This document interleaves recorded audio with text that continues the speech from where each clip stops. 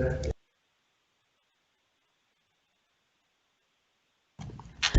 broadcast of the regular meeting of the Minneapolis City Council will now begin. Thank you. Good morning. I'm Lisa Bender. I'm the president of the Minneapolis City Council. I'm going to call to order this regular meeting for Friday, August 14th. Before we proceed, I'll note that this meeting has remote participation from city council members and city staff. As authorized under the provisions of open meeting law, section 13D.021, due to the declared state of local public health emergency. At this time, I'll ask the clerk to call the roll to verify the presence of a quorum. Councilmember Cano. Here. Councilmember Reich. Present. Councilmember Fletcher. Here. Councilmember Schrader. Here. Councilmember Cunningham. Present. Councilmember Ellison. Present. Councilmember Goodman. Present. Councilmember Johnson. Present. Councilmember Palmisano. Present. Councilmember Gordon. Here. Vice President Jenkins. Here. President Bender. Here.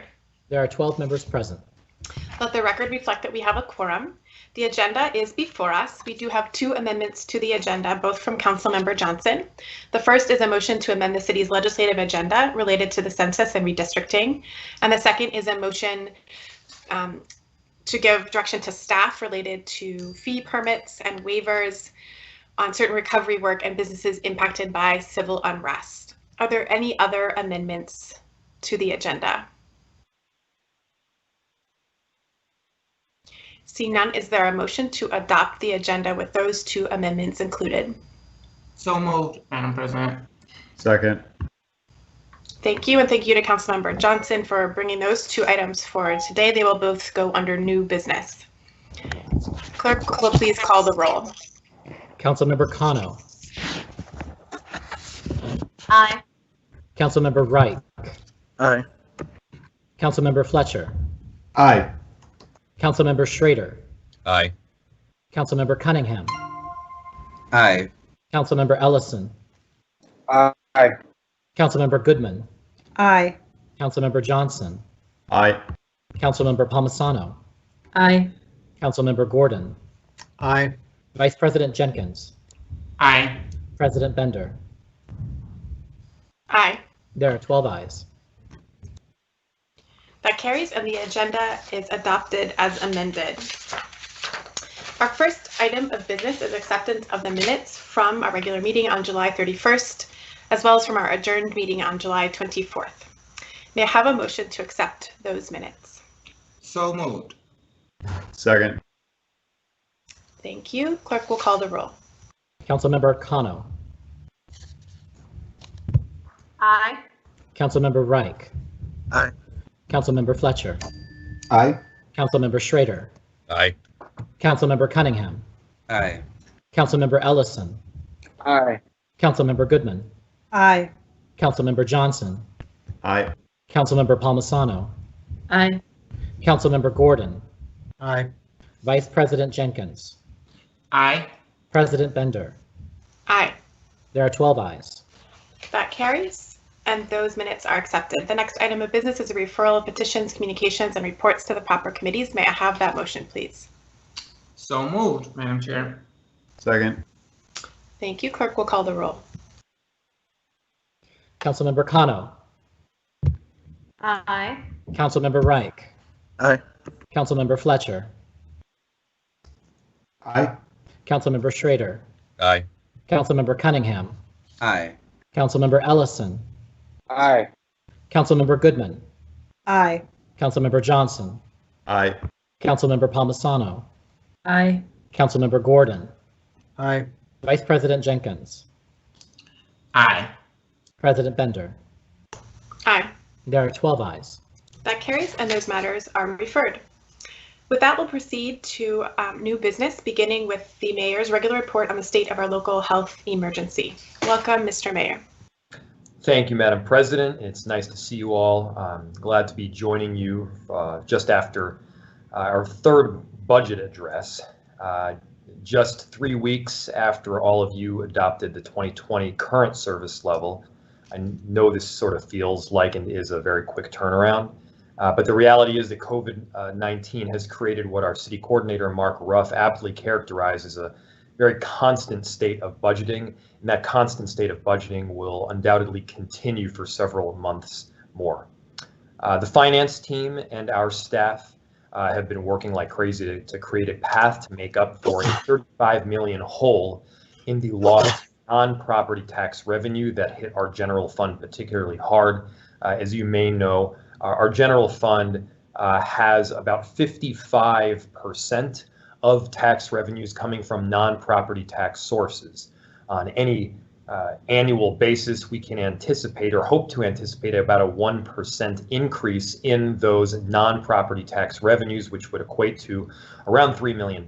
However, with this budget, we saw around a $33 million decrease instead of that $3 million increase. And so that $35 million gap had to be made up. And through a combination of cost-saving measures, we're able to hold the levy increase to about 5.75% this year. And with the growth in tax base, the net change will actually be a decrease in property taxes paid for your average home. Average home is around $281,000. So for your average home, if there's been no change in home value, you can anticipate about a 5% decrease in your property tax payment. However, if you're the average home and value has gone up, you can see about a negative 3% decrease, which would equate to around $47.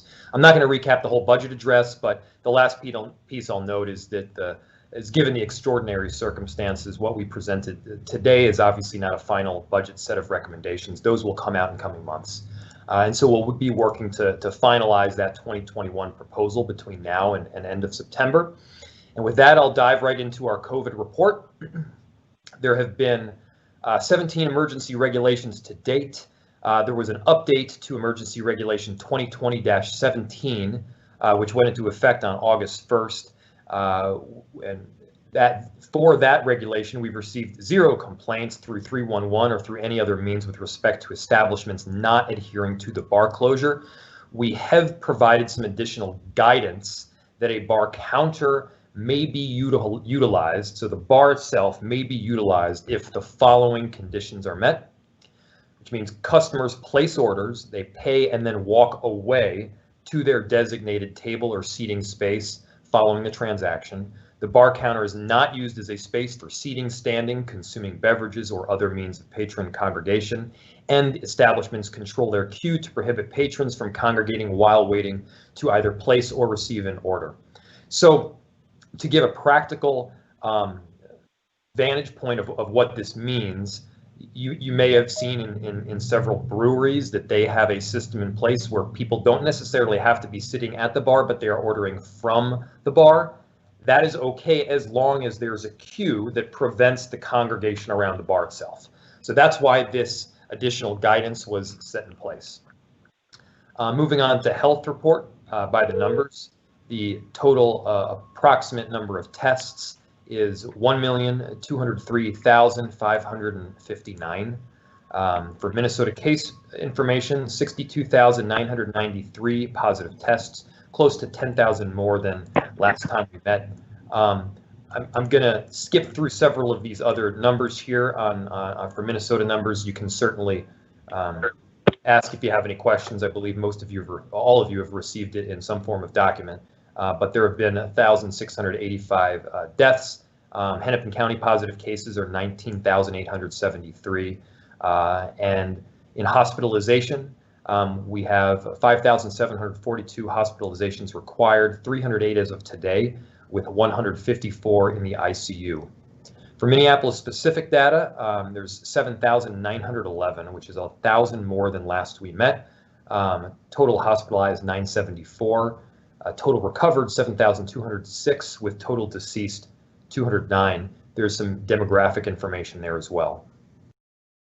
Health Department has been doing quite a bit of work. Inspectors continue to conduct follow-up inspections with businesses that have had COVID-19 positive employees and patrons and ensure businesses have a COVID-19 plan and are actively following it.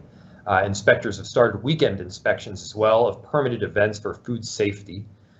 For long-term care, MDH has sent out guidance to long-term care facilities regarding visitation to balance the need for resident and staff safety with the unintended consequences of social isolation of older adults. The Minneapolis Health Department is also planning to establish a mechanism so that LTC, long-term care facilities, will have ready access to Minneapolis-specific COVID-19 metrics as they determine how best to adjust their procedures. As for case investigations, they're conducting about 50 case investigations and contact follow-ups per day for individuals diagnosed with COVID. Of the over 7,000 cases in Minneapolis, 85% have been interviewed, 2% have refused, 8% have been lost to follow-up, and 5% are new cases that still need to be interviewed. 24% of interviews of Minneapolis residents are in a language other than English. For community testing, 776 people were tested at Northside Parents and Community Action Head Start Fraser site on August 11th, led by the Minnesota Department of Health with support from MHD, Hennepin County, and Children's Minnesota. MHD is leading community testing events as well at several different locations. The testing is free for all and is accessible by drive up and walk up at both sites, including at the Incarnation Corazon Church on Saturday, August 15th from 10 a.m. to 6 p.m. and at Pika McKnight on Tuesday, August 25th from 11 a.m. to 7 p.m. Additional community testing events are also being planned across the city. Moving on to unsheltered, the park board has named 16 parks as sanctuary parks and is encouraging people to utilize those sites. The Minneapolis Health Department is updating bathroom lists and identifying clinics near the current encampments. And by encouraging, I mean they are not allowing the encampments to be located at other sites. Rather, they are designating the 16 parks that I had just mentioned. The park board is now paying for portable toilets located in parks, and the city is managing them and paying for the hand washing stations. The Minnesota Department of Health is also expected to release their guidance on some encampments this Friday. Moving on to schools. MHD is working on developing a dashboard to be accessible by school administrators that will show Minneapolis specific metrics needed for decision-making related to school delivery models. And the goal is to make the dashboard available to administrators by the beginning of the school year. As for procurement, as of August 12th, 2020, there has been $5,473,439 spent. The total increase of $400,000 plus can be attributed to the purchase of N95 cloths masks. And as I routinely mentioned, this is not the total spend related to COVID. The total spend is in the tens and tens of millions. For state and federal activity. Mayor Fry, I have a Yes. quick question about the encampment situation, which I know is very complex and has many different levels of government. I know the park board has put out some phased timelines for Powderhorn and then some procedures and different approaches to the various parks depending on sort of their status. I'm not sure that the public or the council are getting much information ahead of time when the park board is sort of like taking action at particular parks. So at least I'm getting questions about it. I don't know if my colleagues are. And I know that we do have staff who are in regular contact with the park board. Can you talk a little bit about how that relationship is with the park board and how those decisions are being made, especially since I know MPD has been requested by the park board in a number of situations. And again, I think some of it is about the communication and how the park board is setting expectations, and then if things are shifting, how that communication is taking place. Thank you, Madam President. And actually, all that said, I mean, I know there are very extraordinary safety situations in a number of the parks, so that is, you know, a very high priority in addition to getting people connected to shelter and services and housing. So. Thank you, Madam President. I believe that most of the information that I have is likely the same information that you have, but it's those 16 sites at present. We're in regular conversation and contact with Superintendent Al Bangora, as well as certainly the chair, John O'Coghill. And what I can say is that it has been requested of us that we provide assistance, not just from the Minneapolis Police Department, but other departments as well. And we are providing assistance to the extent that we can in a safe and compassionate manner. Each one of these parks are obviously have different circumstances associated with them. The safety concerns, the concerns of human and drug trafficking are also different depending on the specific encampment that is cited. Much of the communication flows from the park board, and I would encourage anybody to reach out to either Superintendent Al Bangora or John O'Coghill if they have additional questions beyond that.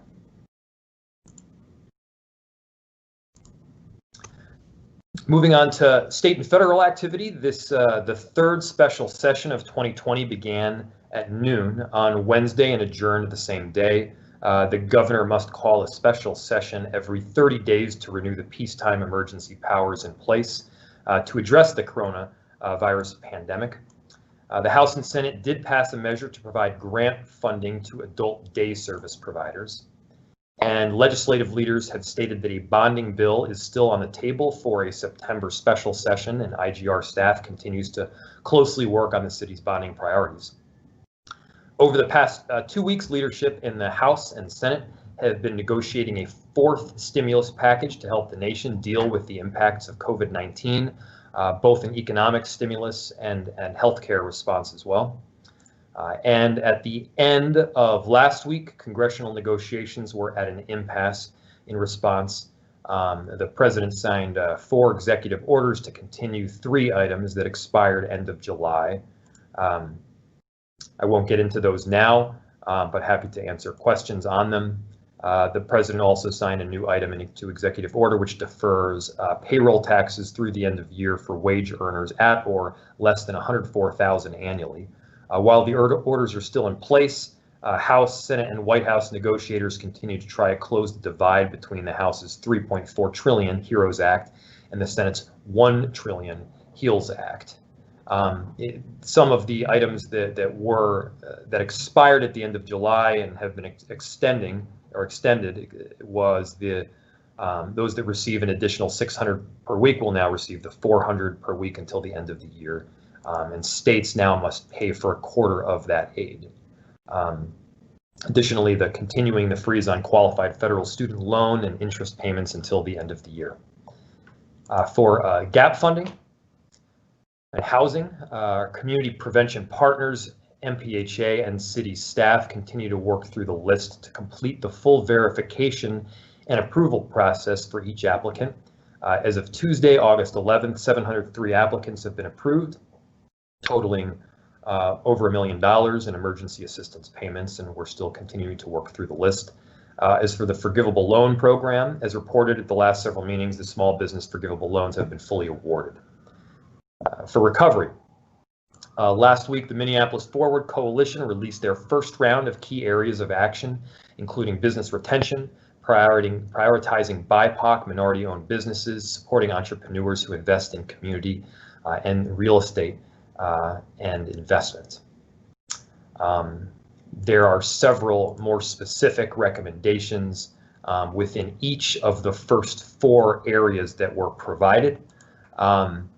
And we'd be happy to get into some of the specifics on that as well. I'll note that we're actively fundraising to support these efforts to help rebuild, recover, and transform in our city. Thank you all for your time and partnership, and happy to answer questions.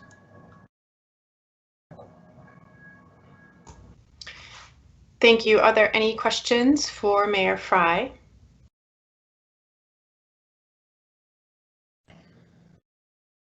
Councilmember Fletcher.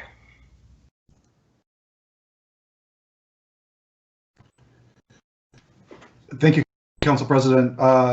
Mayor, I know that you've been working closely with Councilmember Cano and Jenkins on 38th in Chicago as a part of this recovery conversation, and I'm wondering if you can just give us an update on that. I've been starting to hear from constituents who have questions about the plan for 38th in Chicago.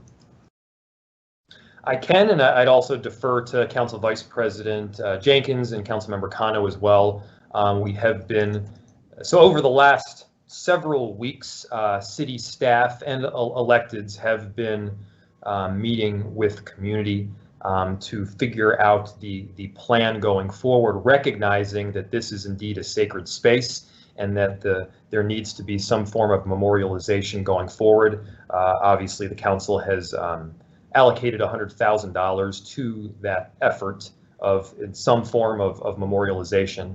And so, you know, the conversations have been broad, but they've been very much focused around figuring out how we get to a point of racial healing and justice, and simultaneously regain access to a street and a significant corridor for the surrounding neighborhood. We have had meetings, and we are going to and plan to continue to meet, and we hope that those conversations will be productive. Council Vice President, I invite Council Vice President and Councilmember Kano if they have additional commentary beyond what I've stated. Thank you, Mayor Fry and Councilmember Fletcher, for that question. You know, I would second what the mayor has reported, excuse me, and add, you know, it is a very challenging situation. It's a very volatile situation. It's intersection and an issue that has the eyes literally of the world upon it. I mean, there are several international news agencies in town.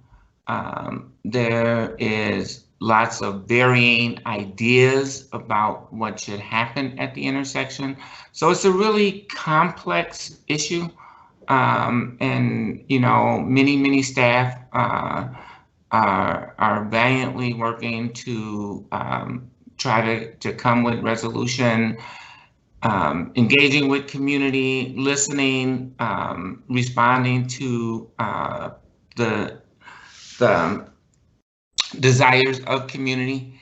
You know, we need to develop a planning process. As the mayor said, we do want to gain some partial access and then continue to build in collaboration with the community to fully reopen the intersection. But that's going to be a challenging process, to put it mildly. So, you know, we're all working really hard to try to come up with the best solution. We have some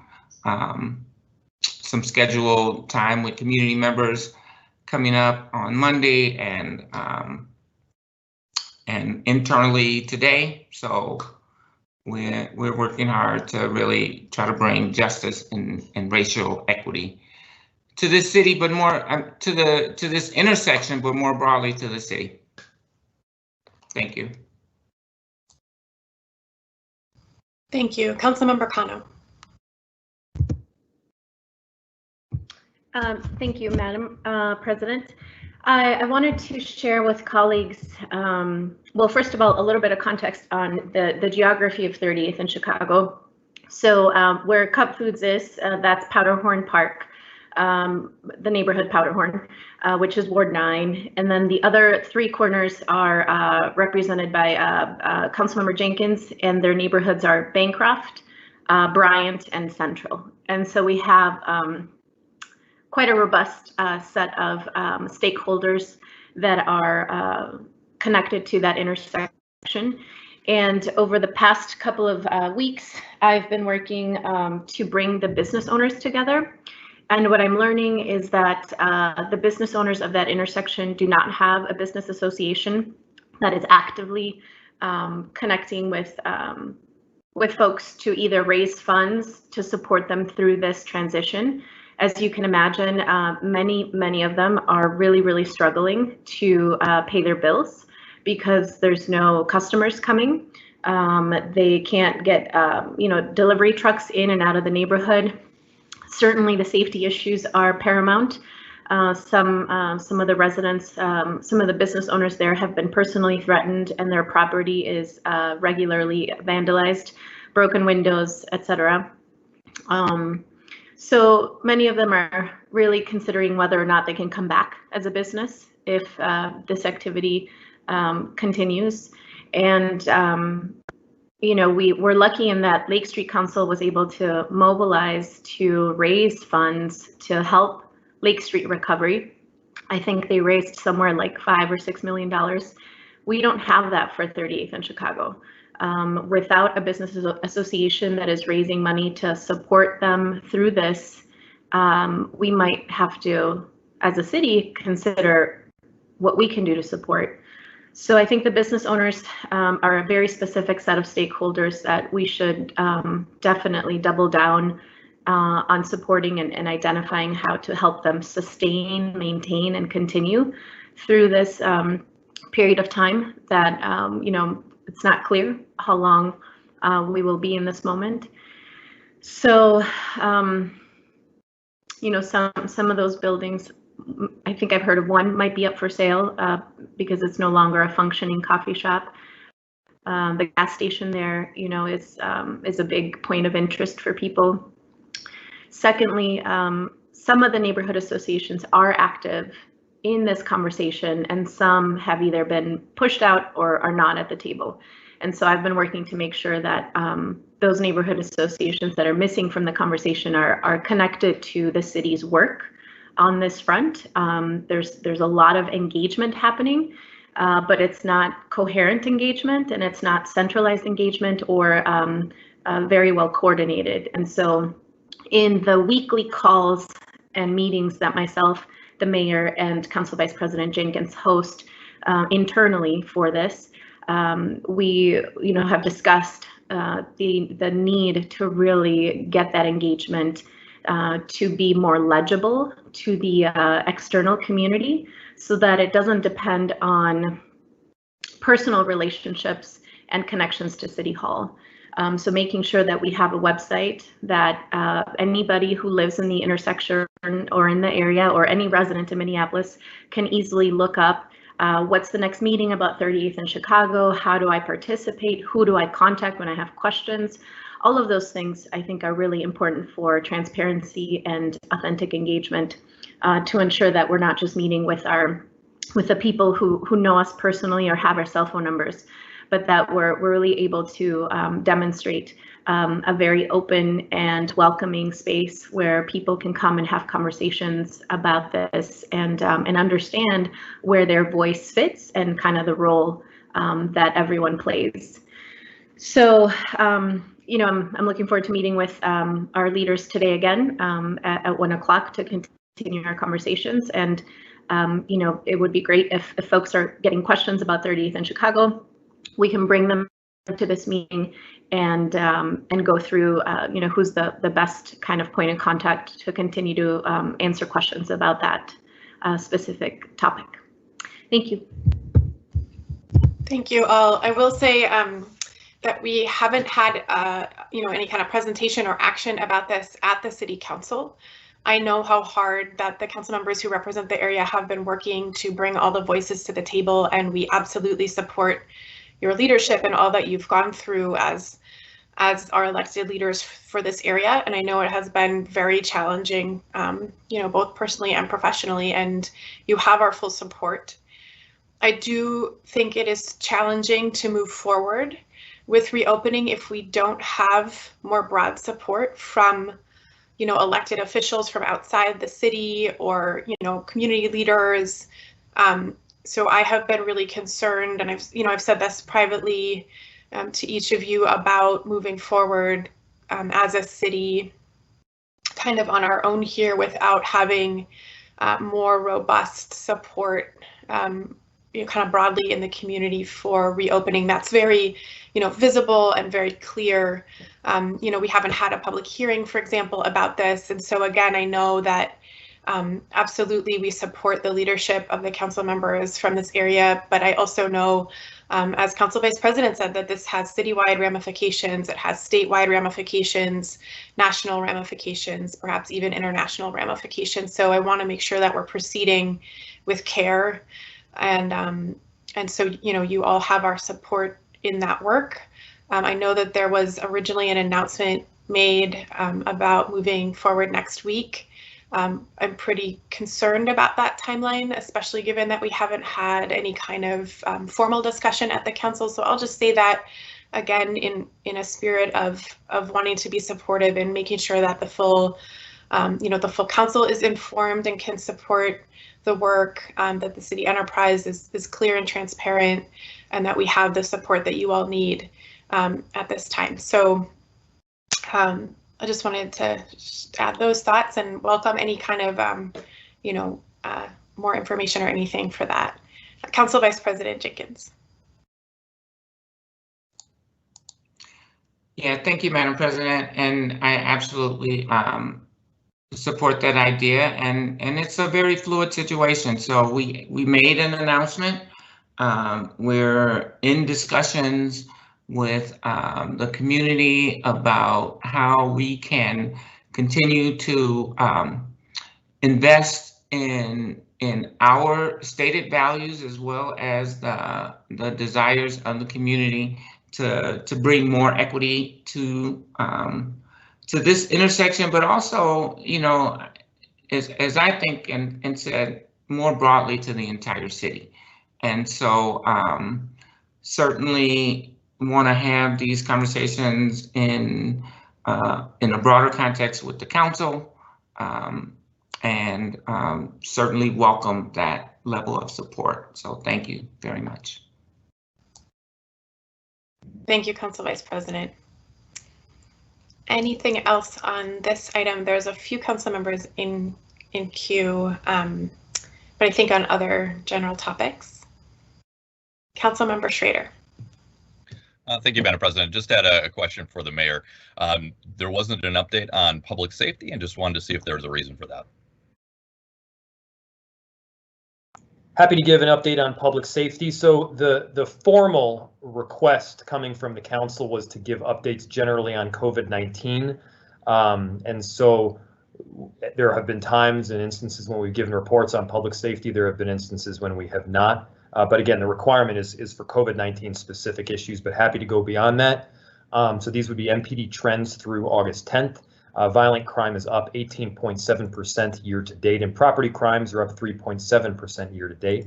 The past 2 weeks of ShotSpotter activations, during the week of July 28th, there were 136 ShotSpotter activations, and during the week of August 4th, there were 127 ShotSpotter activations. Year to date still has the highest shooting victim total in the last 5 years, with 319 victims. The next closest is 2016 with 199. So that's up 80% compared to this time in 2019. With a total of 31 victims of gunshot wounds in the past 2 weeks through Monday, August 10th. Also from the fire department is sending out weekly safety tips from Nextdoor. MFD has a following of about 250,000 households on Nextdoor, and it's getting really a lot of positive feedback through these very regularly scheduled safety meetings. MFD has been also taking advantage of training offered through our City of Minneapolis HR department on cultural awareness. These trainings have been happening weekly and sometimes several times per week. So KMOJ and La Raza are now airing weekly short fire safety reminders, and these are things like check your smoke alarm, look when you cook, etc. MFD is working on getting messaging on Somali radio as well. The fire department is creating a newsletter for property managers of apartment buildings, along with a toolkit that features messages about fire safety, safe cooking, how to vent smoke from burnt food, evacuation planning, trash chute, fire extinguisher, that kind of thing. Those are the basic updates. No, thank you.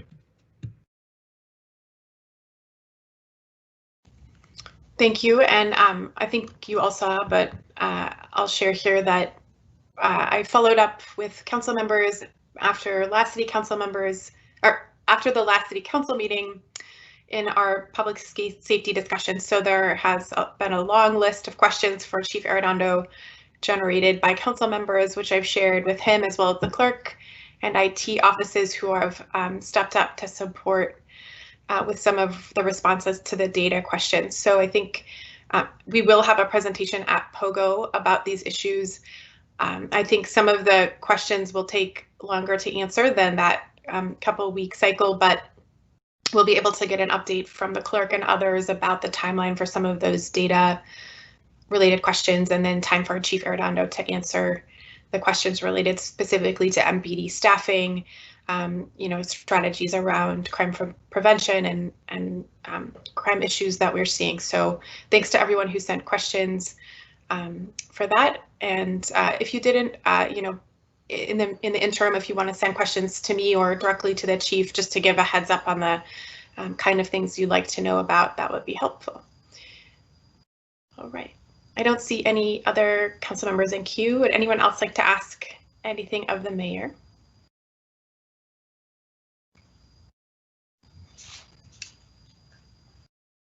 Okay, thank you.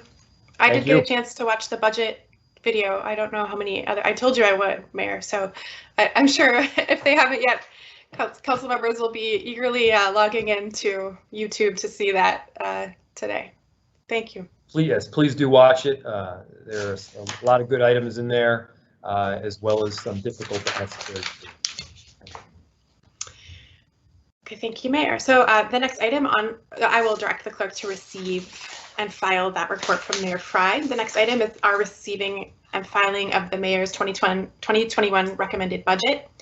That budget address was broadcast just prior to our regular meeting and is available on the city's website and through YouTube. And a transcript of that address, along with the initial budget outline, have been produced and posted in LIMS. So our action today is to receive that budget recommendation from the mayor and refer that to our budget committee so that it can begin the process of deliberating on the city's recommended financing plan for next year. And I will recognize Councilmember Palmisano, who is the chair of our budget committee, for a motion to receive and refer the mayor's 2021 recommended budget to our budget committee. Thank you, Madam Chair. I have had an opportunity to speak with many of you this week about how we would like to run budget committee going forward. As the mayor said, we don't have all the details of our budget just yet, but I think there's still some meaningful conversations that we can have. There was energy from many of you to start, to the extent that we can, about mid-September, to start with some of our more general provisions of this budget that really does involve cuts to almost every department and how that works. So I am looking to cancel the August meeting of our budget committee, but to likely hold the September 14th one in a slightly different way than we have done so in the past. So thank you for everybody's input on this, and I will move this motion forward. Thanks.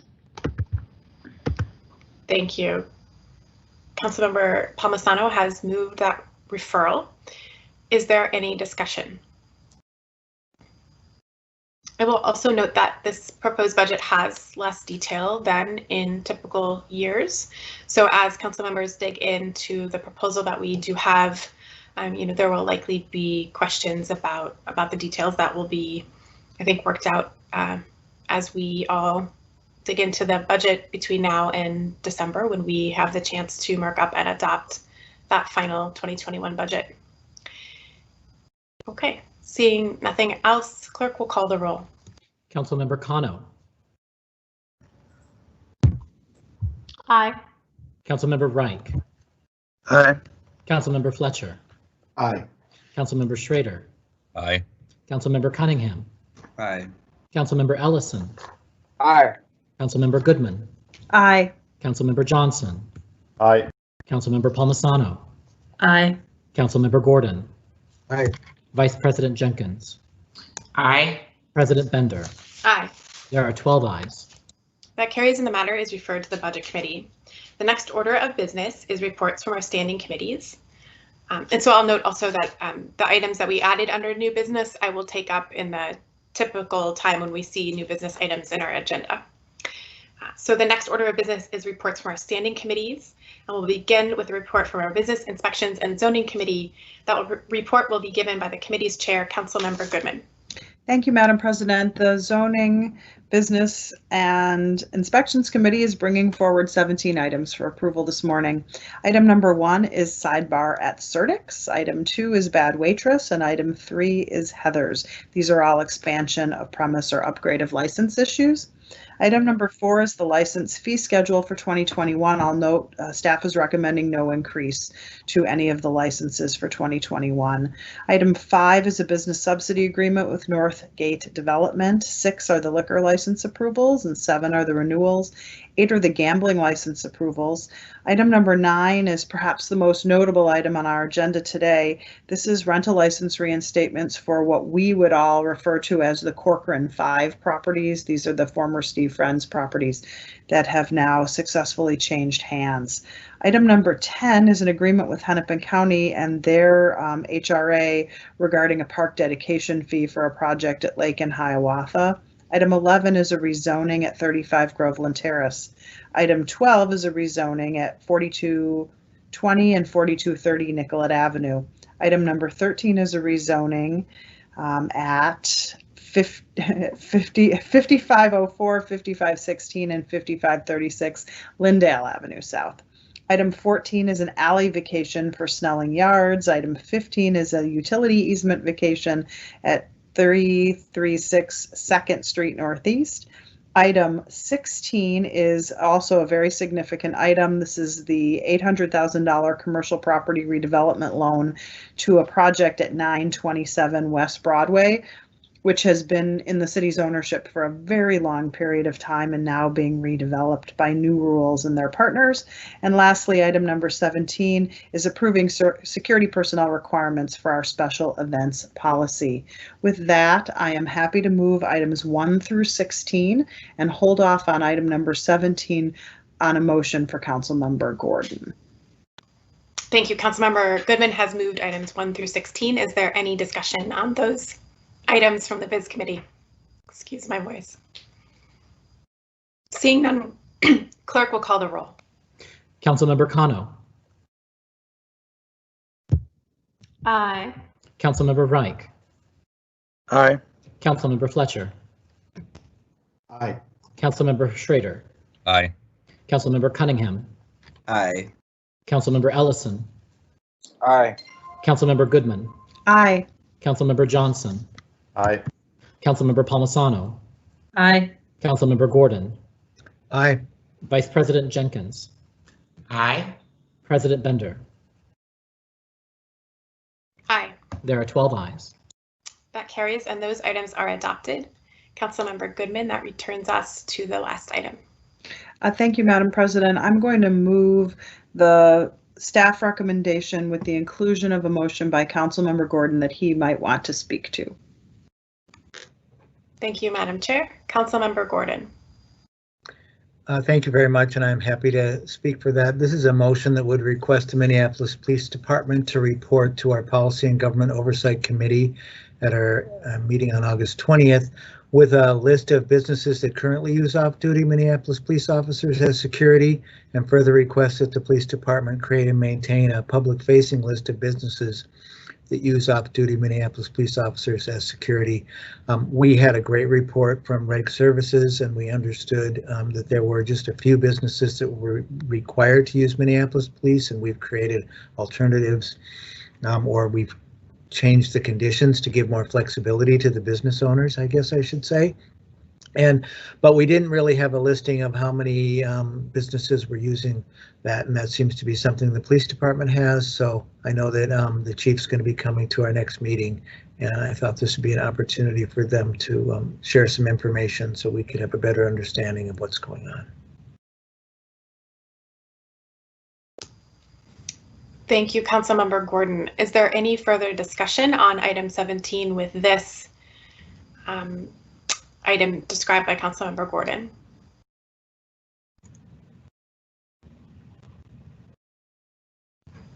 I don't see any. Thank you, Councilmember, for bringing this forward and your work on the policy change recently as well. Clerk will call the roll. Councilmember Cano. Aye. Councilmember Reich. Aye. Councilmember Fletcher. Aye. Councilmember Schrader. Aye. Councilmember Cunningham. Aye. Councilmember Ellison. Aye. Councilmember Goodman. Aye. Councilmember Johnson. Aye. Councilmember Palmisano. Aye. Councilmember Gordon. Aye. Vice President Jenkins. Aye. President Bender. Aye. There are 12 ayes. That carries and that item passes.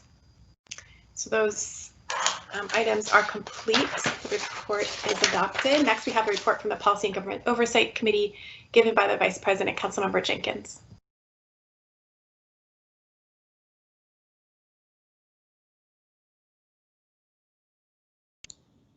There we go. It finally unmuted.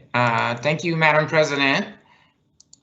And the Policy and Government Oversight Committee brings forward 36 items today, and some pretty big ones as well. Item number 1 is the reappointment.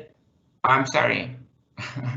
Item number 1 is the appointment of Jim Router as city attorney. And it was a very robust public hearing with several folks testifying in support of Mr. Router's appointment. Item number 2 is the Cultural Districts Ordinance, which has been several years in the making, and the concept was originally introduced by former 8th Ward Vice President, Councilmember Robert Lilligren, and well as former Councilmember Elizabeth Glidden, and this work has been certainly championed and brought forward by Councilmember Cano and many other council members. So it's really great to see this on the agenda. And item number three is the Police Conduct Oversight Ordinance. Item number 4 is several actions related to the Sabanthony Senior Housing Tax Increment Financing Plan. Item number 5 is the Community Safety and Violence Prevention Charter Amendment. And while we await action from the Charter Commission on this item, the committee recommends we delete this from the agenda for the time being. Item number 6 approves an extension of the Paris Development Project, Affordable Housing Project to December 31st, 2020. Item number 7 is the additional Affordable Housing Trust Fund loan for Sabanthony Affordable Housing Senior Project. Item number 8 is a resolution acknowledging support for 4 projects that submitted applications to the 2020 Hennepin County Transit Oriented Development Program. Item number 9 is a contract amendment that authorizes an increase to a contract with Ann Godfrey for public art coordination. Item number 10 is a contract with Venue Next for the Target Center Point of Sale program. Item number 11 is a contract amendment with Schindler Elevator Corporation for additional work completed on the Target Center escalator refurbishment project. Item number 12 authorizes the submittal of a grant application to the National Endowment for the Arts. Item number 13 is the acceptance of the Corporation for National and Community Service Grant for AmeriCorps Volunteers and Service to America administrative support for the North Minneapolis Promise Zone. Item number 14 approves the appointment of Thorin Adam to the Capital Long Range Improvement Committee, and I apologize to Mr. or Ms. Adams for the pronunciation of their name. Item number 15 is a contract amendment with Ebert Inc. for Fire Station number 4 renovations. Item number 16 is a grant from Minnesota Department of Human Services for peacetime emergency relief. Item number 17 is a contract with Health Partners and Minnesota Occupational Health for occupational health services. Item number 18 is a resolution that urges the Minnesota State Board of Investment to start a process to fully divest from fossil fuels in 2020. Item number 19 is an extension of a contract with Smart Data Solutions, Inc. for scanning, record labeling, and data transport services. Item number 20 is a contract amendment with Connet, Inc. for support and maintenance of the city elections management system. Item number 21 is a contract with Intech Software Solutions, Inc. for staff augmentation consulting services. Item number 22 is a contract amendment for bomb disposal units. Item number 23 is an increase to a contract with Hennepin County Human Services for mental health services. Item number 24 is a grant from the National Association of City Transportation Officials. Item number 25 is an agreement with Xcel Energy for fleet electrification. Item number 26 is a resolution that amends the 2020 capital improvement appropriation resolution by authorizing closure and appropriation adjustments for capital projects. Item number 27 authorizes an increase to a contract for the 28th Avenue Bridge Replacement Project. Item number 28 is a contract amendment with Land Bridge Ecological Inc. for the Nicollet Mall Reconstruction Planting Project. Item number 29 is an extension to a contract with Our Streets Minneapolis. Item number 30 is a contract with ABM Parking Services, Inc. Item number 31 is a contract with Hennepin County for pedestrian safety and traffic signal improvements included in the Portland Avenue project. Item number 32 is an increase in the appropriation for the Columbia Heights Campus Upgrades project. Item number 23 is an increase in the appropriation and revenue for the Hennepin Avenue Street Reconstruction Project. Item number 34 approves the layout and assessments for the Grand Avenue South Street Reconstruction Project. Item number 35 accepts a low bid for the Aldridge Avenue Water Main Crossing Project. And item number 36 is revisions to the city's defense and indemnification policy. And Madam President, I move approval of all 36 items. Thank you, Council President Jenkins has moved the committee report. Mayor Fry, I imagine you'd like to speak on item 1. Go ahead. Thank you, Madam President. Yes, I would like to speak on item 1, and if it's all right, I'd also like to touch briefly on cultural districts to avoid duplicative asks to speak. So first, I'm really thrilled to see this item, cultural districts, moving forward. This is something that we've all been working on for several years now. I want to give a thank you to Sean Pierce from my staff for driving a whole lot of this work, the council members that have worked on it, the community that has come together to both designate these areas as well as figure out the benefits that are to accrue from them. And you know, there's so many ideas that have emanated from cultural districts, including the Commercial Property Development Fund, which has uses not just for purposes of cultural districts, but obviously through a pandemic following the unrest and all of the anti-gentrification efforts that are set up right now. It's got many uses, and I'm just really proud of this work and proud of the effort to get to this point. And so very much appreciate the support on this one. And I also want to, of course, speak to item number 1 and offer several thank yous. First, to Eric Nielsen, who, despite his perhaps better judgment, agreed to serve as the interim city attorney for what I'm sure he thought would just be a few months. Now, then COVID-19 hit, and then we had the killing of George Floyd and an unrest. And instead, he led this office for 9 months, through that global health pandemic, emergency declarations, regulations, the tragic killing of George Floyd. And from the bottom of my heart, Eric, thank you. I also must thank really the entire team in the city attorney's office. We know how much work you've been doing lately. Your professionalism has shined through 100% of the time, and your guidance that you've offered to each one of us, your work on behalf of the city is so greatly appreciated, and oftentimes it doesn't get noticed like it should. And then finally, I would like to thank and hopefully welcome Mr. Rauter. Your willingness to serve at this point in time is honorable.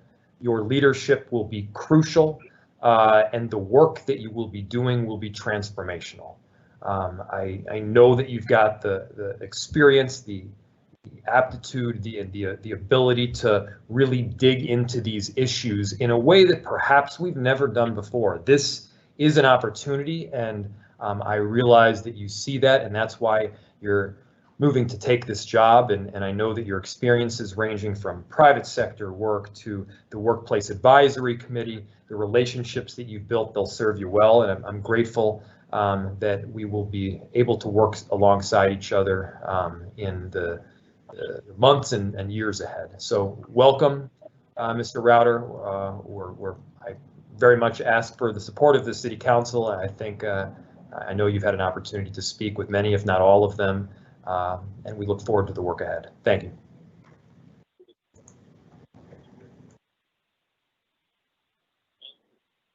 Thank you, Mayor. Is there any discussion on the agenda as moved by Council Vice President Jenkins?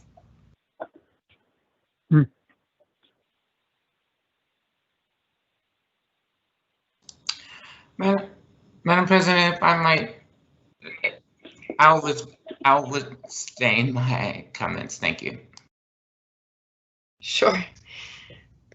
Thank you. I know that each council member had the chance to check in with Mr. Rauter, so I do also want to speak to item number 1 and thank Mr. Nielsen as well, just for covering so many different elements of the City Attorney's Office's work in these very, very challenging months. And I will say, and I think Mr. Rauter will appreciate this, when the mayor first talked to me about this vacancy, I said, we really need someone with public sector experience. And, you know, I've known Mr. Rauter for, you know, almost the whole time I've been in office. We've worked together closely on policy change. So I have full confidence in Mr. Rauter's ability to lead this department. And part of why, despite not having that public sector experience, is because of the incredible talent of the staff that we have in the attorney's office now. And I know this team will bring that expertise to the table. Mr. Rauter has assured me that part of his goal is to really support our staff in their continued leadership and development. And we have a really incredible team. So I know that we've been able to talk through some of the details at our committee meeting. I look forward to working with you, Mr. Rauter, and I know the council does as well. So thank you both to Mayor Fry and Mr. Rauter for being willing to join the city at this time. Your commitment to this city is clear and really shines through, and we appreciate you. Anything further? Seeing none, clerk will call the roll. Councilmember Kano. Aye. Councilmember Reich. Aye. Councilmember Fletcher. Aye. Councilmember Schrader. Aye. Councilmember Cunningham. Aye. Councilmember Ellison. Aye. Councilmember Goodman. Aye. Councilmember Johnson. Aye. Councilmember Palmisano. Aye. Councilmember Gordon. Aye. Vice President Jenkins. Aye. President Bender. Aye. There are 12 ayes. That carries, and those agenda items are adopted. Next, we have the introduction and referral calendar, and there are 2 ordinances included on the calendar this morning. First, pursuant to notice, Councilmember Fletcher moves to introduce, give first reading to, and refer the subject matter of an ordinance amending the zoning code to establish regulations for short-term rental units to the Business Inspections and Zoning Committee in the next cycle, which would impact several chapters that are listed in this agenda. Second, pursuant to notice, Councilmember Gordon moves to introduce grant give first reading to and refer the subject matter of an ordinance amending the zoning code related to standards for the University Area Overlay District to the Business Inspections and Zoning Committee in the next cycle.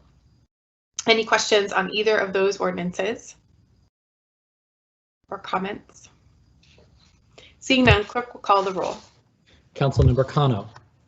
Aye. Councilmember Wright. Aye. Councilmember Fletcher. Aye. Councilmember Schrader. Aye. Councilmember Cunningham. Aye. Councilmember Ellison. Aye. Councilmember Goodman. Aye. Councilmember Johnson. Aye. Councilmember Palmisano. Aye. Councilmember Gordon. Aye. Vice President Jenkins. Aye. President Bender. Aye. There are 12 ayes. That carries and those items are adopted. The next and referred to the Biz Committee. The next order of business is resolutions, and we have one honorary resolution today, which is a resolution recognizing our 2020 Urban Scholars cohort and their contributions to this year's program. I'll recognize Council Vice President Jenkins for that resolution.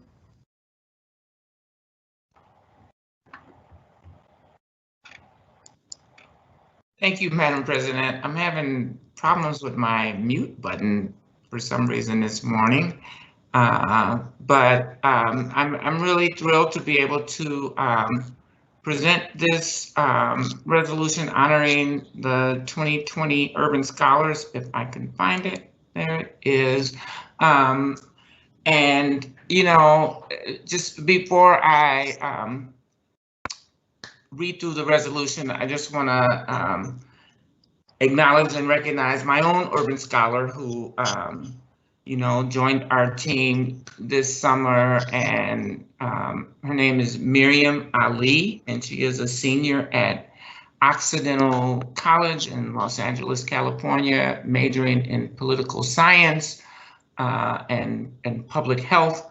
And so her contributions to our office were significant during this time when we are dealing with critical issues that are related to political science as well as public health. And she was able to complete 3 significant projects that will help our office and I believe the entire city for years to come. So just want to acknowledge her contributions and thank her, as well as acknowledge my own staff person, Zoe Bougeret, who was a urban scholar for multiple years, and now is an integral part to the 8th Ward team, as well as continuing to mentor and work with the Urban Scholars Program to bring new scholars to the City Council. So just wanted to make those 2 acknowledgements, as well as acknowledge and recognize the contributions of all of our urban scholars. Whereas Urban Scholars is a leadership and professional development program where students from diverse racial and ethnic backgrounds learn how to navigate today's workplace while equipping both students and organizations with the tools, experience, and guidance necessary to shift organizational culture towards an equitable workforce. And whereas the City of Minneapolis provides students with a distinctive professional experience focused on gaining essential leadership skills and creating career pathways of positions of influence, and Urban Scholars establishes a pipeline of experienced, diverse professionals for public sector leadership. And whereas the unprecedented events of 2020 evoked the conditions that founded the Urban Scholars Program and reinvigorate the purpose of the Urban Scholars Program to eliminate racial disparities in unemployment. And whereas on June 8th, 2020, the City of Minneapolis, City of St. Paul, Metropolitan Council, Minneapolis Public Housing Authority, Minneapolis Public Schools, Hennepin County, and the 4th Judicial District Court inaugurated the 9th cohort of Urban Scholars, made up of 33 culturally competent, collaborative, resilient, and altruistic young talents. And whereas, and please bear with me on this, everyone, whereas Miriam Ali, Ward 8 Urban Scholar, Miles Artis, Angela RQ, Batu Berry, Fair Bedley, Raven Dames, Deal Du, Laura Garcia Pimentel, Sarah Gong, Cesar Gutierrez, Yasmin Hershey, Wahid Khan, Chang Seer Lim, Stephanie Lopez, Jayla Lyman, Tracy Maguba, Thompson Marissa, Brandy Morgan, Lynn Wynn, Carly Oak, Mahad Omar, Najma Osman, Susan Beckus Vasamoni, Shalata Prestine, Natasha Rice, Samuel Rosemark, Michaela Smith, Alexis Soto, Kiana Thomas, Cheryl Townsend, Liv Williams, Cal Yang, James Yang, comprise the 9th cohort of the Urban Scholars and has gracefully accepted challenges and while contributing intelligent and fresh perspectives on their work. And whereas the City of Minneapolis recognizes and appreciates each Urban Scholar for making significant and lasting contributions to the city and the region. Now, therefore, be it resolved that the Mayor and City Council do hereby proclaim August 14th, 2020 as Urban Scholar Day in the City of Minneapolis, a time to recognize and congratulate scholars on the many contributions made to the Twin Cities region and its many communities. That the 2020 Urban Scholars are hereby recognized for their significant contributions, commended for their accomplishments, and offered the sincere gratitude of Mayor Fry and the members of the Minneapolis City Council on behalf of the people of this great community. Congratulations to all of the Urban Scholars. Best of luck in your academic and educational pursuits.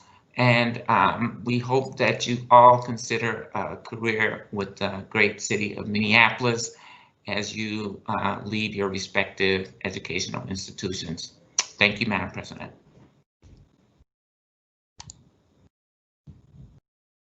Thank you, Council Vice President Jenkins. Are there any further comments on the resolution? I'll go ahead and move the resolution. Seeing none, clerk will call the roll. Councilmember Cano. Aye. Councilmember Wright. Aye. Councilmember Fletcher. Aye. Councilmember Schrader. Aye. Councilmember Cunningham. Aye. Councilmember Ellison. Aye. Councilmember Goodman. Aye. Councilmember Johnson. Aye. Councilmember Palmisano. Aye. Councilmember Gordon. Aye. Vice President Jenkins. Aye. President Bender. Aye. There are 12 ayes. That carries and that resolution is adopted. And thank you so much to our Urban Scholars and everyone who works to support them in such a difficult environment this year. Next, we have a request for, Next, we have the 2 items that were added to our agenda as amended. The first is the motion related to our city's legislative agenda. And does that start with Councilmember Johnson or maybe staff from IGR? Councilmember Johnson. Thank you, Madam President. Today we are bringing forward a motion to amend our legislative agenda And I'll just read the additional bullet point under our census policy position that we are seeking to add.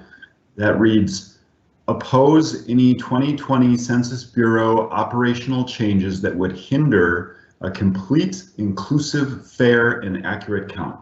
Furthermore, we oppose any redistricting policies which violate the constitutional right of persons to be included in the decennial census. The reason we're bringing this forward is because there are a number of very alarming changes happening within the census count effort. This is extremely concerning, and I know our city staff are available in case folks have more questions on this, but I think this is something I expect all of our colleagues support, and is just another way that the city can continue to stand up for residents and fight for what's right. So I'm happy to move this item.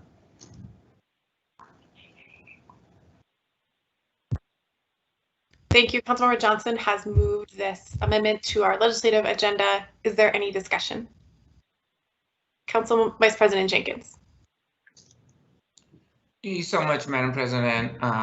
As Vice Chair of the IGR Committee and as the council lead on our census efforts, I absolutely support this motion and ask my colleagues to support it as well.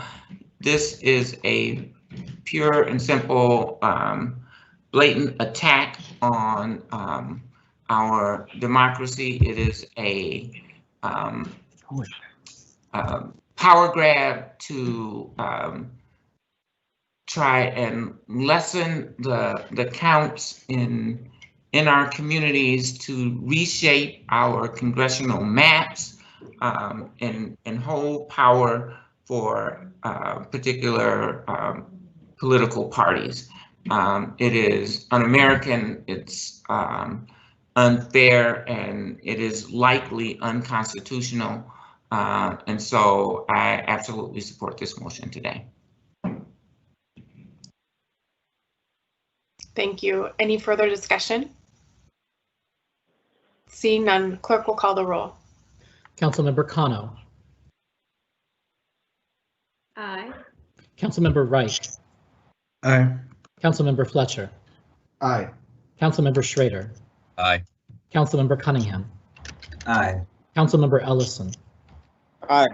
Councilmember Goodman. Aye. Councilmember Johnson. Aye. Councilmember Palmisano. Aye. Councilmember Gordon. Aye. Vice President Jenkins. Aye. President Bender. Aye. There are 12 ayes. That carries and that is adopted. The next item is item 2 under new business, also brought forward by Councilmember Johnson. This is a staff direction related to supporting businesses that were affected by unrest. Councilmember Johnson. Thank you, Madam President. A person could be forgiven for thinking that with this motion today, we're reacting to a bad headline, but that's not the case. Back in June, we became aware that demolition permits were being held up until property taxes were fully paid. It's outrageous. You and I, this council, took action in June to address it when we passed a staff direction, which the mayor signed, to figure out a way around these requirements and pursue waiving administrative fees. Since then, there has been a lot of activity. Multiple city department heads approached Hennepin County staff with the explicit purpose of getting their support to waive this requirement. Unfortunately, as we have documented in multiple written forms of communication, the county staff said these demolition permits could not be approved until property taxes were paid due to state law. And it's true, that state law makes proceeding with demolition a misdemeanor if you don't pay off your property taxes. So we worked with the county to get the state law changed, and language was added to the House bonding bill, which unfortunately has not yet passed. But we didn't stop there. Our staff dispatched inspectors to try and find a way on a case-by-case basis to provide approval. They looked at buildings to see if there was any way that it would structurally unsound and would be a danger to the public so that they could provide emergency approval getting around this state law. We believed in good faith we were doing everything possible to help.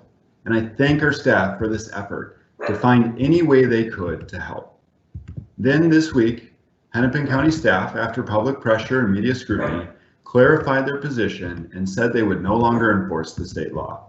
That's a good thing, even if we're frustrated that it didn't happen sooner. So now we are waiving this requirement and issuing the demolition permits. For our part, I believe city staff could have moved faster on returning to this body with recommendations for waiving the fees as we directed them to do. That's why we have the staff direction that I'm moving today. We need to make this right. The city has an obligation to help business owners who lost years and decades of work, who lost their dreams, who lost their source of income to put food on their family's table. And we must help them rebuild. That includes moving their applications and permits to the front of the line. That means not putting fees in between them and opening back up. That means turning over every stone to figure out how we can support them, whether technical support or financial. That was the spirit of the motion we passed in June, and today's motion solidifies much of that work. I don't blame many for feeling that the city doesn't care, but we do care, and we are working hard to help, which is also why we need to do a better job communicating what we are doing, which is included in this staff direction by standing up a webpage sharing what we are doing and have done around these issues. We also know that we can't do it all by ourselves, so we will continue pushing for our partners to help. That includes continuing to lobby at the state legislature. We know businesses across our city generate tax revenue that benefits legislative districts across the entire state. We are the core of the economic engine for the state of Minnesota. We don't complain about tax dollars generated in our city flowing out and subsidizing the rest of the state. In fact, we don't acknowledge it as much as we should. But whether they like it or not, each legislator has a vested interest in seeing these businesses recover and rebuild as soon as possible. So we continue urging them to act, not only because it's in their own interests, but because it's the right thing to do, to help their fellow Minnesotans who, through no fault of their own, lost so much in the civil unrest. Back to the staff direction. I believe it is up on the screen for you to see. I will quick read it for the public so that they're aware of what's in it. Just a second to pull that up. Recognizing the damages and loss from civil unrest in the aftermath of the death of George Floyd, city staff are directed to 1. Issue demolition permits, waive associated fees, and refund associated fees already paid for by applicants who experienced damage or loss as a result of the civil unrest. 2. Provide analysis of and a plan for waiving and refunding all other applicable administrative fees related to cleanup, recovery, and rebuilding efforts from property owners, businesses, and other affected entities which directly experienced damage or loss as a result of the civil unrest. 3. Immediately prioritize all applications, permits, and processes for these efforts. 4. Evaluate waiving steps that may otherwise unnecessarily delay any approvals as legally or contractually able. 5. Evaluate waiving and refunding charges imposed by the city for fencing to secure properties and other assessments related to the civil unrest. 6. Launch a public webpage detailing what efforts the city has taken and is taking to assist with these efforts. This webpage is to be regularly updated. 7. Provide additional recommendations that may help ease and spread these cleanup efforts and recovery and rebuilding efforts. And 8, update the city council and mayor on a weekly basis beginning on August 21st on specific fees that may be waived, the processes for waiving the fees, fiscal impacts of additional waivers, and the progress towards eliminating barriers and other progress made towards the aforementioned directions. I'm happy to move this item, Madam President, and I ask for my colleagues' support. Thank you, Councilmember Johnson, and thank you so much for your leadership and work on this since right after the damage occurred and your persistence with this. I agree that we do need to make sure that we have the right structures in place to really aggressively pursue every opportunity we have, every tool that we have to support our businesses that were damaged. And so it is unfortunate and frustrating that this took so long. And whether it was a miscommunication or a change in position from the county, I think regardless, it shouldn't have taken this long to reach this conclusion. There's a question from the clerk about the timing in this item, so I'll just recognize the clerk to ask that and Councilmember Johnson to answer it. Thank you both.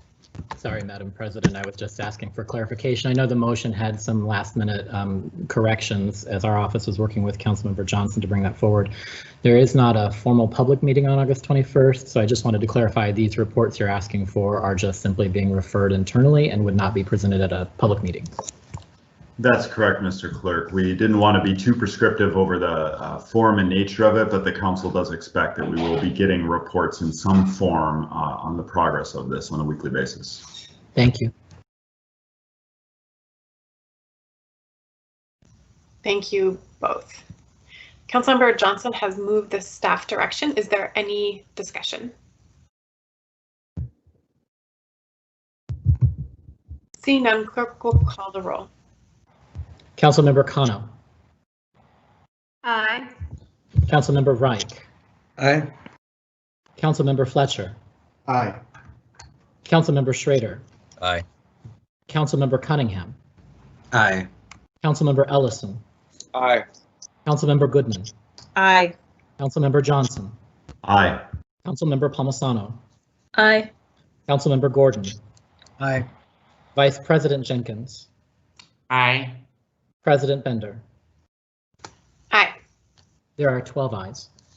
That carries, and that direction has been given to staff. Next, we have a closed session. Last time we had a closed session, I forgot to include announcements after we came back, and I apologize for that. We missed an important announcement from Council Vice President and Councilmember Cunningham. So I will take up announcements now and see if there are any announcements from council members before we adjourn to the closed session. Mr. Clerk. Thank you, Madam President. It's unusual for me to try and make an announcement, but I wanted to be able to tell the council all at the same time. Our elections team has just notified me that they have a winner in the Ward 6 Council special election. They are posting that to the website and sharing with social media right now. I wanted you to hear it from me that after 3 rounds of ranked choice voting tabulation, Mr. Jamal Osman has been declared the unofficial winner in the Ward 6 special election. So congratulations to Mr. Osman. The next steps are, of course, for the City Council sitting as the Municipal Canvassing Board to canvass and certify those results, which is scheduled for 1 p.m. next Thursday, just before the regular meeting of the Policy and Government Oversight Committee. So I just wanted to share that with everyone publicly and thank the elections team for their incredible work to finish out the rounds of tabulation using ranked choice voting to complete that special election and to have a new member of City Council brought into the fold. Thank you. Mr. Carl, thank you so much for sharing that here, and many congratulations to Councilmember-elect Osman. We are so looking forward to welcoming you, and I really think it speaks to someone's character to step up and to all of the candidates who ran to serve our community in such a challenging time. So thank you to all the candidates who ran, who stepped up, and we look so forward to welcoming our new colleague from Ward 6. You know, also thank you to the Ward 6 staff and everyone who has been working to support them, the clerk's office, Councilmember Goodman and Gordon, who border the ward and who have served as, you know, advisors and backstops for things that are happening in Ward 6. And all of us, I think, have worked to step up and try to support Ward 6 in the last few months. So thank you to everyone. It will be really wonderful to welcome a colleague, though, to be there for that ward in this really important time. Councilmember Ellison.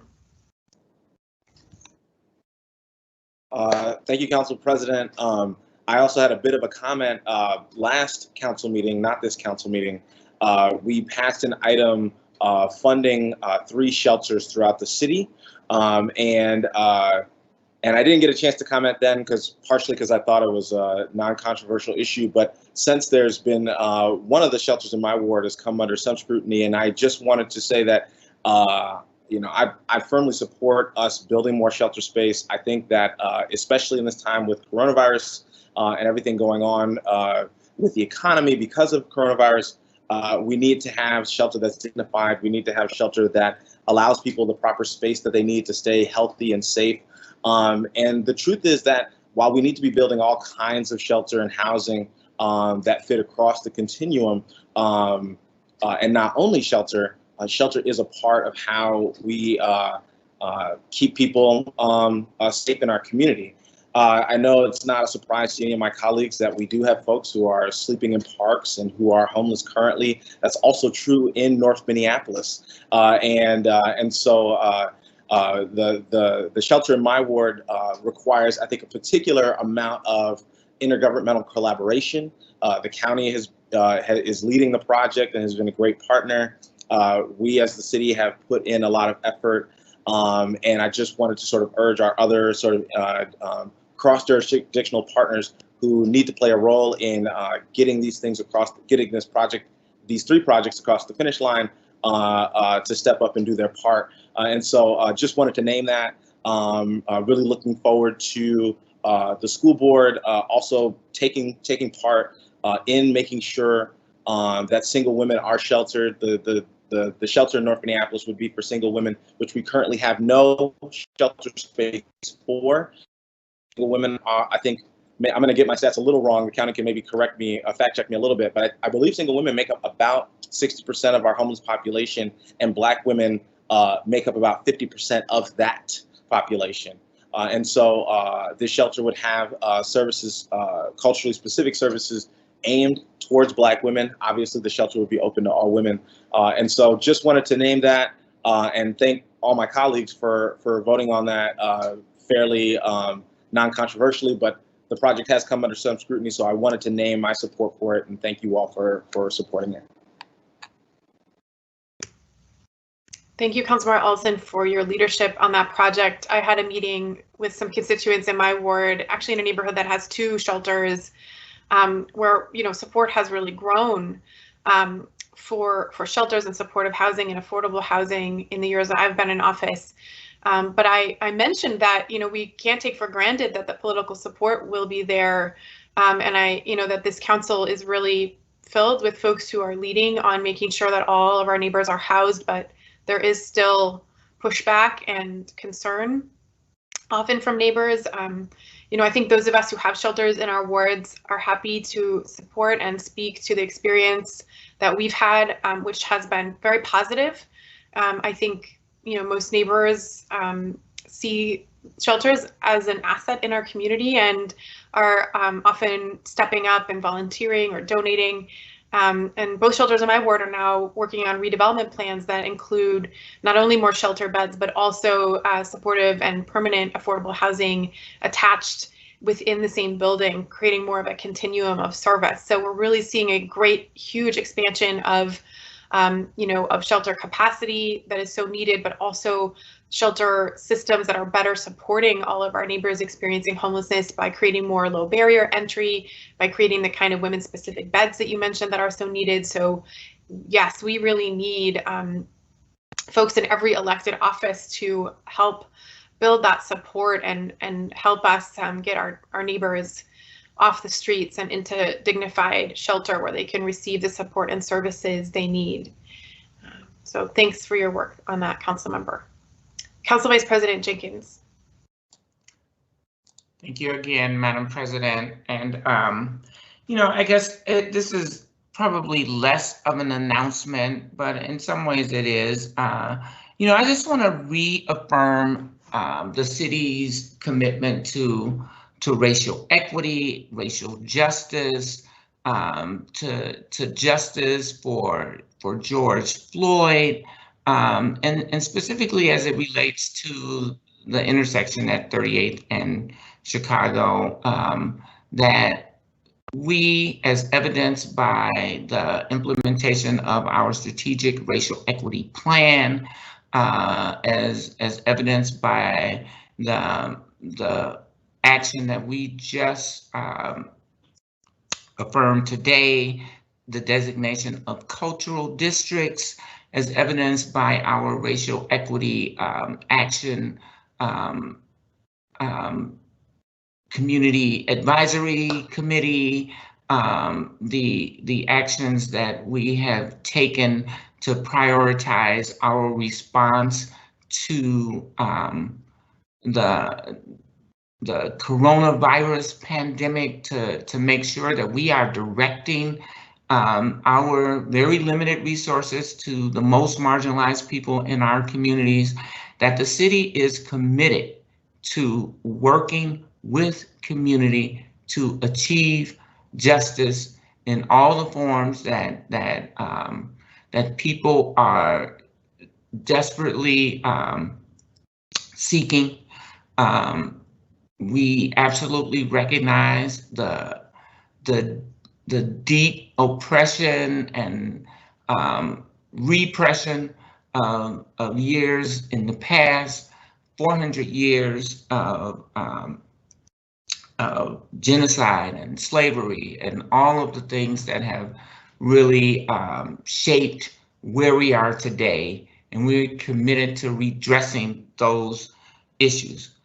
We must work together with community to be able to accomplish that. It requires cooperation on all sides and all of our community to bring justice forward. And so, you know, again, I just want to publicly state that is the position of the city, and I think I can speak for all of my colleagues based on the examples that I just lifted up, in where we had support, unanimous support for all of those things. And so as we continue to move forward, I want that stated for the record. Thank you, Madam President. Thank you, Council Vice President, and thank you for your leadership in this in so many ways. I have two things I want to mention. I don't see others in queue.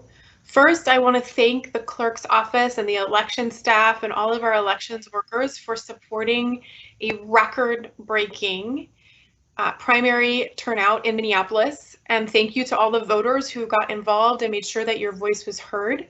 We had a huge shift in early voting and voting by mail, and that is not an accident. It is the result of leadership from the Secretary of State's office, investments that we have made in early voting, communicating about voting, and the incredible work of our election staff in the city clerk's office.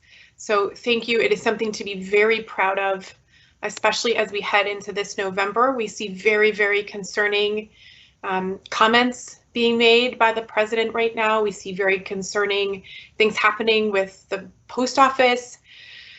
And so we know that we need all hands on deck here in Minneapolis and in Minnesota to make sure that the very simple act, the foundation of our democracy of being able to vote in a free and fair election, is defended and invested.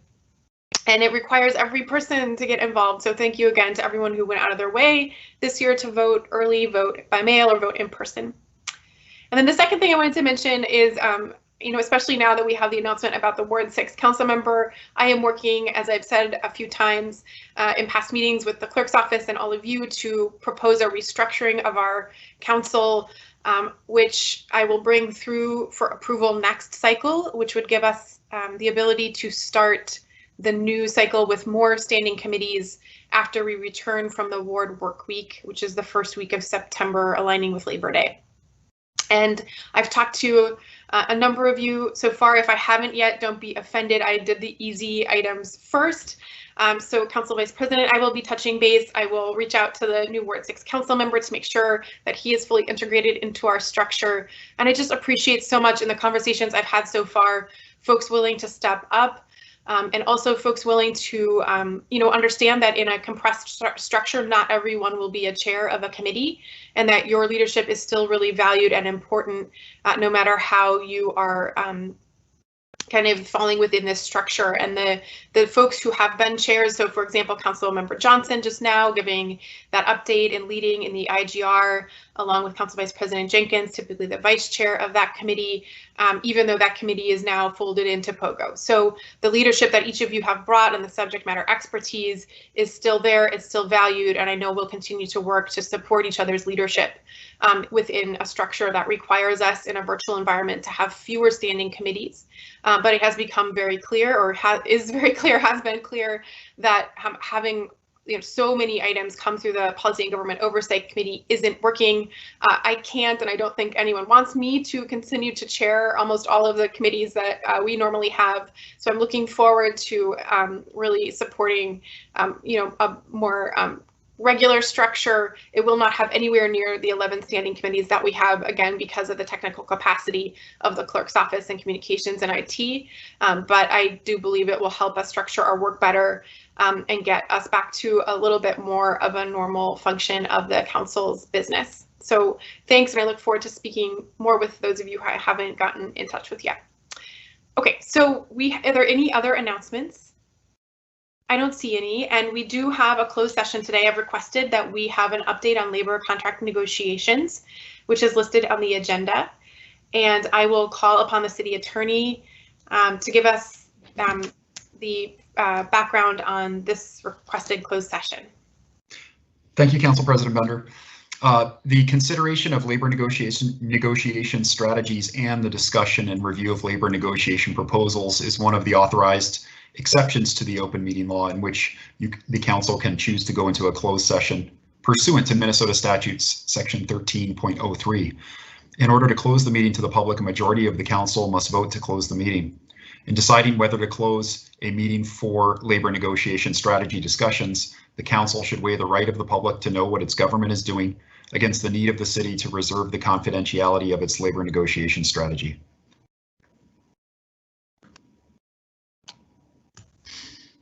Thank you, Mr. Nielsen. I moved that the meeting may be closed pursuant to the open meeting law, Minnesota statutes section 13D.03 to discuss labor negotiations as explained by the city attorney. Is there a second? Second. Clerk will call the roll. Councilmember Cano. Aye. Councilmember Reich. Aye. Councilmember Fletcher. Aye. Councilmember Schrader. Aye. Councilmember Cunningham.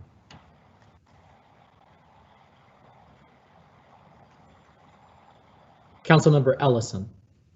Aye. Councilmember Goodman. Aye. Councilmember Johnson. Aye. Councilmember Palmisano. Aye. Councilmember Gordon. Aye. Councilmember Cunningham. Councilmember Cunningham. Vice President Jenkins. Aye. President Bender. Aye. There are 11 ayes. That carries, and so we'll move to closed session. I believe Councilmember Cunningham, who is on the board of a national organization that is hosting a convening for elected officials around the country, had to leave for a commitment related to that, but has asked me how to follow up about the information that will come in our closed session. So thank you to Councilmember Cunningham. So with that, we will adjourn to our closed meeting. The technical instructions are the same as always. You'll close out of this meeting and then enter back into the different meeting that is in our calendars. I'll see you all there. Thank you.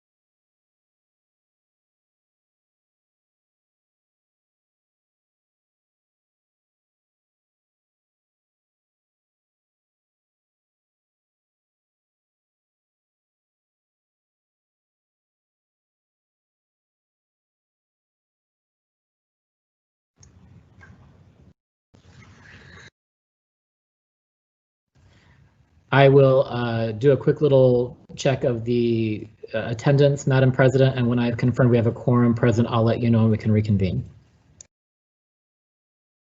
Thank you, Mr. Clerk.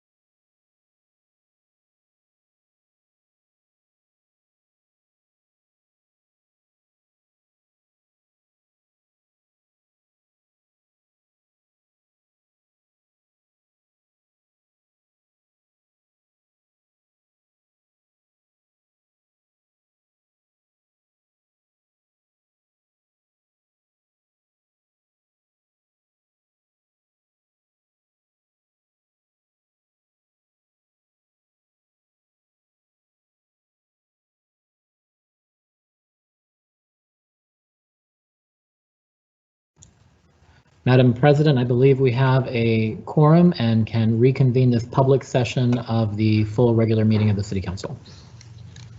Thank you, Mr. Clerk. The time is now 11:50 a.m. and the City Council has reconvened in open session following our closed session about labor negotiations.